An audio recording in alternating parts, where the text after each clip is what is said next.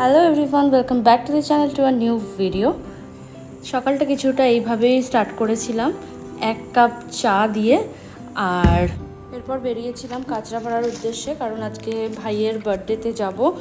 আর কিছুই গিফট কেনা হয়নি, কিছু ভেবেই উঠতে পারছিলাম না যে ছেলেদের জন্য কি গিফট মানে পারফেক্ট হবে দেওয়ার জন্য। এটা খুব বড় একটা কনফিউশন আমার কাছে। মেয়েদের জন্য তো অনেক অপশানস আমি ভেবে নিতে পারি, বাট ছেলেদের জন্য তেমন একটা পারি না, আর বাচ্চা যেখানেও। তো যাই হোক, এই সব ভাবতে ভাবতে বেরিয়ে পড়লাম। বাইরে কিন্তু খুব রোদ ছিল সেদিনটায়, আর কিন্তু কিছু করার নেই, আমাদের বেরোনোর ছিল, কারণ অনেক কটা কাজ নিয়ে বেরিয়েছিলাম। ওর গিফট তো কিনতে বেরিয়েছিলাম, বাট তারপরে আমাদেরও কিছু টুকিটাকি জিনিস কিনে নিয়েছিলাম, যেমন হয় আর কি, গেলে দেখলে মনে পড়ে যায় তখন নিতে থাকি। তো যাই হোক, বেরিয়ে পড়েছি, আর কিছু খাইনি, খুব খিদেও পেয়েছে। তো কাঁচরাপাড়া যাওয়ার পথে ওই ফার্স্টেই ইয়েটা পড়ে, রাইট সাইডে ডমিনোসটা পড়ে, তো ওখানেই আমরা লাঞ্চ করে নিলাম। তারপরে আমরা গেছিলাম কিছু কেনাকাটা করতে। ওর জন্য কি কিনেছি সেটা তো দেখাবোই, তোমরা ভিডিওতে দেখতেই পেয়ে যাবে। আর কার বার্থডে সেটাও তোমরা দেখতে পেয়ে যাবে। ও সবথেকে ছোট্ট ভাই আমাদের, কাকার ছেলে। আর এখানে দেখো ডমিনোসে বসে আছি, সব জায়গায় যেন লেট হতেই আছে। যখন খিদে পায় না তখন যেন আরও মানে লেট করে করে জিনিস আসে। তখন ফাঁকাই ছিল, বাট স্টিল লেট হচ্ছিল। তো ঠিক আছে, কিছু করার নেই, অনেক অপেক্ষার পরে আমাদের খাবার চলে এসেছে। তুই একদিকে ঢাল, ওটা ঢাল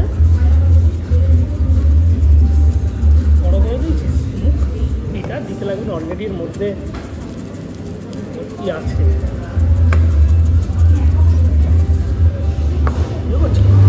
এত জোরে খিদে পেয়েছিল, খুব খুব এই যে সসটা ওর, সস ছাড়া আমার।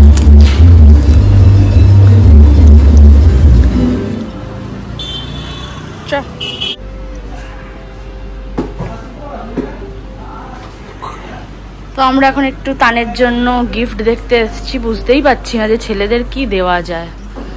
তো দেখছি,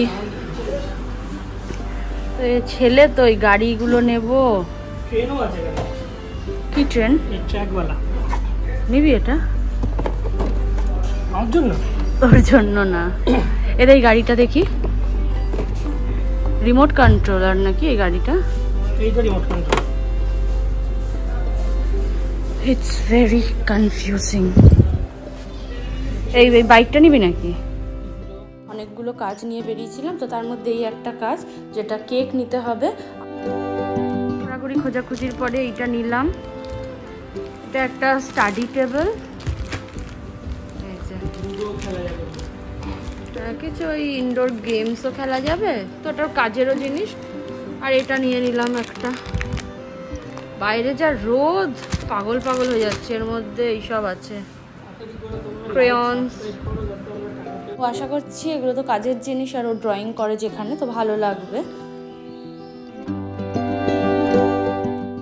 বিকেল 5টা নাগাদ আর একবার বেরোতে হয়েছিল, কারণ আমাদের ওপরে চিকেন আনার দায়িত্বটাও ছিল। তো সেই দিন হরিণঘাটার যে দাদাটা আছে তাকে অনেকবার ফোন করেছিলাম, সে কিছুতেই রিসিভ করেনি। আর দোকানটাও খুলছিল না, 2বার গেছি তাও খুলছিল না। তাই একটা লোকাল শপ থেকেই চিকেন নিয়েছিলাম। চিকেন নিয়ে সোজা চলে গেছিলাম ভাইদের বাড়ি। তারপরে তোমরা বাকিটা দেখো। তো এখানে রান্না বান্না শুরু হয়ে গেছে, আমি অনেক লেট, কারণ আমাকে বাইরে অনেক যেতে হয়েছে, এদিক ওদিক। কাকিমাও চলে এসছে।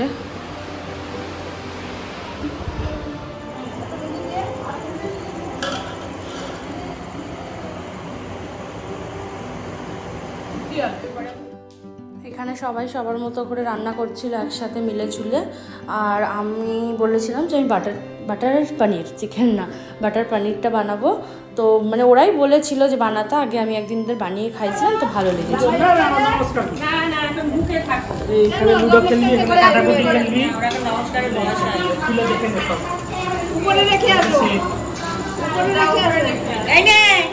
পেন, পেন্সিল, তারপরে হচ্ছে আকার জিনিস সব তুমি মার কাছে, ঠাকুমার কাছে দিয়ে দিবি।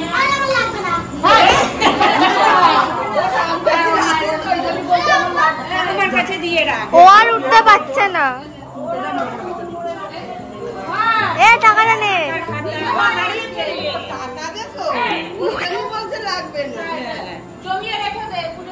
কার বার্থডে আজকে?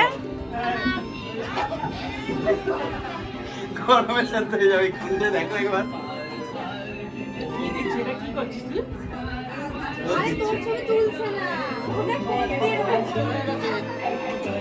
হয়ে গেছে রে সাইকেলটাও কি ভিজে ছিল আমি তো এই তো ধর এইটা ধরা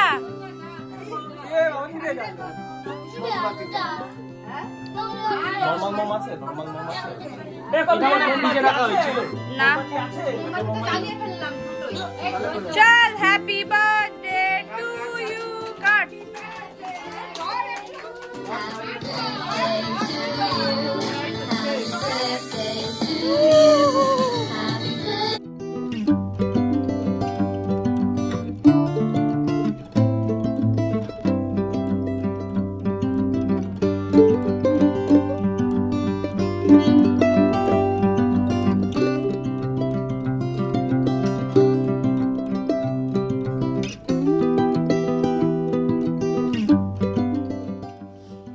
ব্যাকগ্রাউন্ড মিউজিকটা অফ করতে হলো, না হলে কপিরাইট দিত। আর এখানে এখন কেক কাটিং চলছে।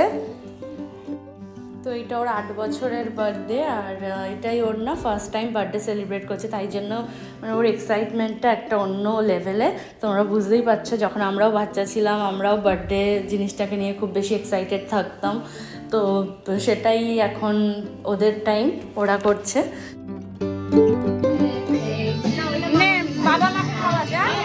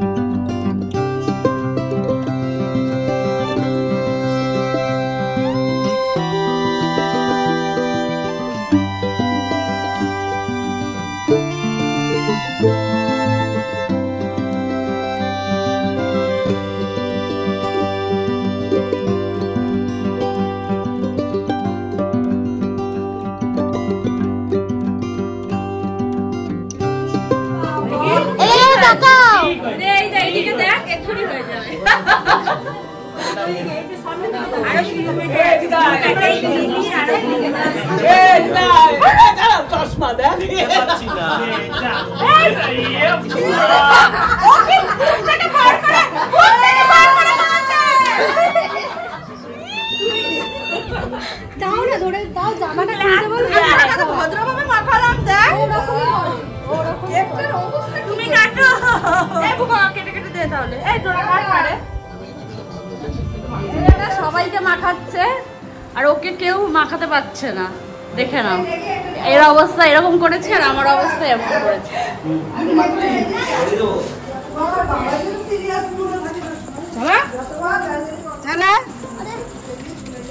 এই তো কোথায় কোথায় যাবি না বাজারে যাবি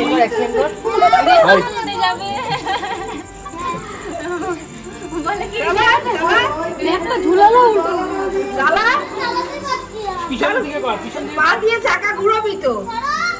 সারা চালিয়ে দে, গায়ের উপর চালিয়ে দে। এই গাড়িটা না, ওই গাড়িটা ভেতর ঢুকে বসে থাকে। সাইকেলে বেল নেই, ওই দিক থেকে একবার আয়।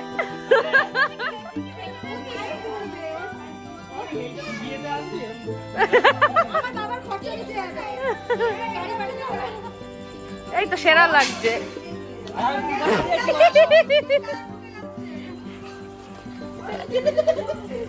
তো এরপরে তো বাড়ি চলে আসলাম, খাওয়া দাওয়া হয়ে গেছিলো সবার। আসার পথে এই কিউটিসগুলোকে দেখলাম, এটা তিন্নিদের বাড়িতে থাকে।